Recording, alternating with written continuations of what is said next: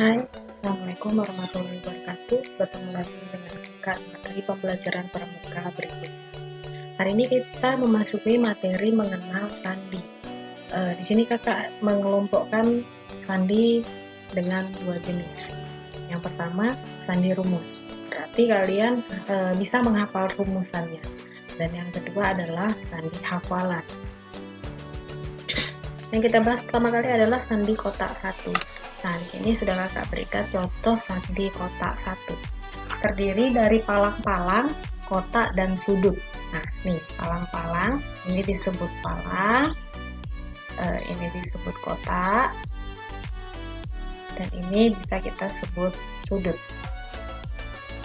Nah, di sini kita berikan tanda agar kita bisa mengerti yang huruf A seperti apa dan huruf B seperti apa. Jadi di sini huruf A tidak diberikan titik, tidak diberikan titik. Nah, ini contoh, tidak diberikan titik. Sedangkan huruf B kita berikan titik 1. Titik 1. Ini contoh B. Berarti palangnya seperti ini. Lalu titiknya yang kita perhatikan. Sini ya contohnya. Misalnya A hanya ada palang. Hanya ada palang. Sedangkan B, palang beserta titik 1. Begitu juga dengan C, D, L, dan seterusnya. Misalnya C, kita berikan palang seperti ini. Palang seperti ini. Lalu, jika tidak ada titik, berarti C. Dan jika diberikan titik adalah D. Lalu kita masuk ke sudut. Ke sudut. Ini disebut sudut. Jika terlihat sudut seperti ini tapi tidak memiliki titik, berarti sama dengan S. Jika ada satu titik, berarti T. Ini contohnya. S dan T. Lalu kotak. Kotak full. Kotak full seperti ini. Bisa kita lihat jika I berarti dia tidak memiliki titik. Seperti ini. Contohnya.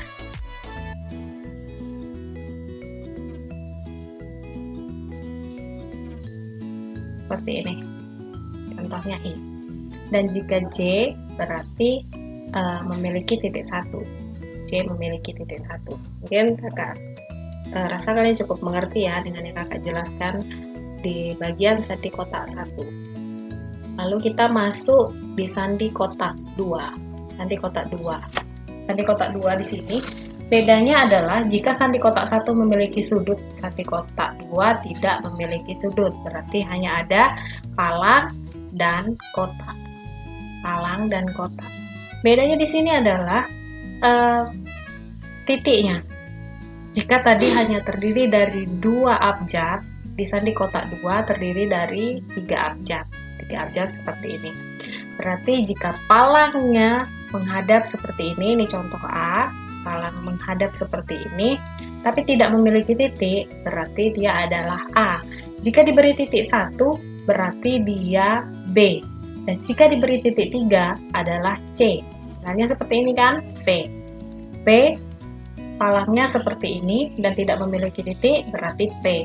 Dan palang yang sama, namun diberi titik 2, adalah R. Begitu ya adik-adik ya. Lalu kita masuk ke sandi Morse. Apa itu sandi Morse? Morse adalah sistem representasi huruf, angka, dan tanda baca dengan menggunakan sinyal, kode titik, dan garis.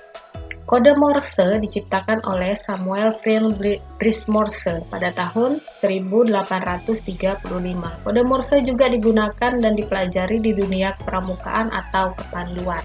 Lalu ada beberapa cara untuk menyampaikan Morse. Nah, ini sandi Morse ya, kakak rasa kalian juga sudah tahu. Yang pertama cara untuk menyampaikan Morse. Yang pertama menggunakan fluid, menggunakan cahaya, menggunakan asap, dan bendera Morse. Sedikit yang kakak ingin bahas adalah ketika menggunakan fluid. Kakak rasa kalian juga sudah mengerti ya.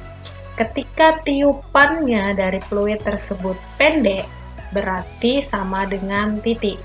Jika tiupannya panjang, berarti sama dengan garis. Nah, begitu saja seterusnya. Kalian hanya cukup mendengarkan apakah tiupan pendek atau panjang. Begitu juga dengan menggunakan cahaya, sama. Menggunakan cahaya begitu juga biasanya di dalam keadaan yang gelap, lalu memakai sebuah senter. Jadi jika dia hanya sebentar berarti itu sama dengan titik, dan jika cahayanya agak lama berarti sama dengan garis. Itu seterusnya. Lalu di sini kakak memberikan cara cepat menghafal Morse menurut versi kakak ya. Yang pertama adalah huruf, kalian harus bisa membedakan dulu. Kalian bisa pisahkan dulu. Huruf yang terdiri dari titik saja, huruf yang terdiri dari garis saja, huruf yang berlawanan, huruf yang berbalik, huruf yang tidak ada lawannya. Jadi contohnya seperti ini. Misalnya huruf yang terdiri dari titik saja, yaitu E, I, S, dan H. Lalu huruf yang berlawanan terdiri dari A dan N. Kalian bisa perhatikan A dan N, dia hanya berbalik titik dan garisnya. Jika A titik garis, N adalah garis titik. Terus begitu seterusnya, ada U, V, W, P, R, U berlawanan dengan D, F berlawanan dengan B, gitu ya. Terus huruf yang berbalik terdiri dari huruf yang berbalik. Huruf yang berbalik di sini disebutkan Y, garis titik garis garis berbalik dengan Q, garis garis titik garis. Jadi hanya itu yang kalian perlu perhatikan. Huruf yang tidak ada lawannya terdiri dari J, C, dan Z. Jadi kalian harus kelompokkan dulu apa saja yang termasuk huruf yang terdiri dari titik saja, huruf yang terdiri dari garis saja, dan seterusnya. Lalu di sini juga ada Morse angka. Jadi kalian bisa lihat di sini ada Morse angka 1 sampai 0.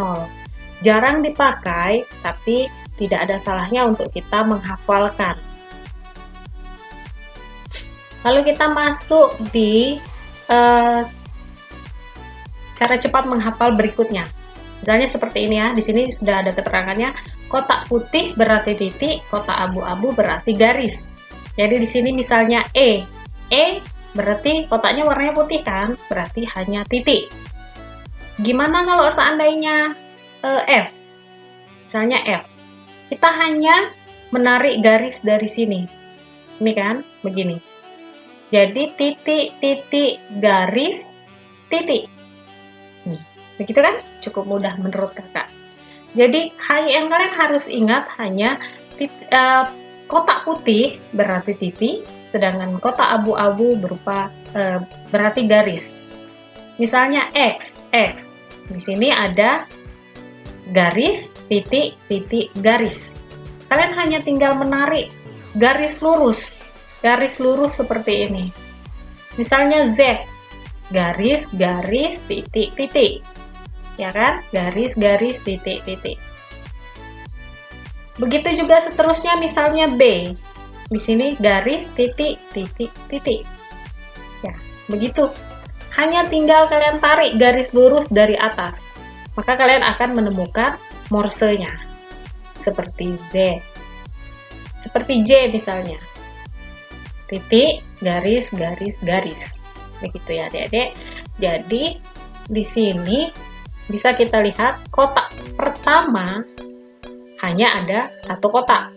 Satu kotak kan? Ini satu kotak, ini satu kotak.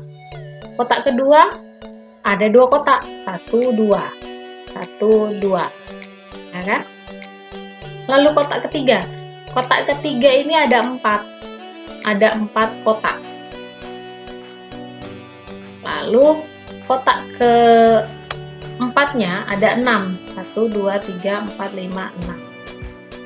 Cuman di sebelah sini ada 7 kotak. Kenapa ada 7 kotak? Ada 7 kotak, termasuk KH. Ya, termasuk KH. Menurut kakak, cara cepat yang paling mudah menurut kakak adalah hafalan ini. Cara menghafal dengan cara ini. Kakak juga memakai cara menghafal dengan cara ini. Karena kakak rasa paling mudah diingat. Kita hanya mengingat kotaknya, hanya mengingat kotak putih dan garis kotak abu-abunya. Terserah kalian dengan cara apa kalian menghafal. Bisa menghafal misalnya A titik garis, atau dengan cara yang kakak berikan tadi, memisahkan antara ada beberapa bagian, atau dengan cara yang seperti ini. Sebenarnya banyak lagi cara untuk menghafal, tergantung seperti apa kalian ingin menghafalnya. Oke, mungkin menurut kakak cukup sekian pertemuan kita kali ini. Semoga kita terus diberikan kesehatan. Semoga kita bisa bertemu lagi di sesi berikutnya. Assalamualaikum warahmatullahi wabarakatuh.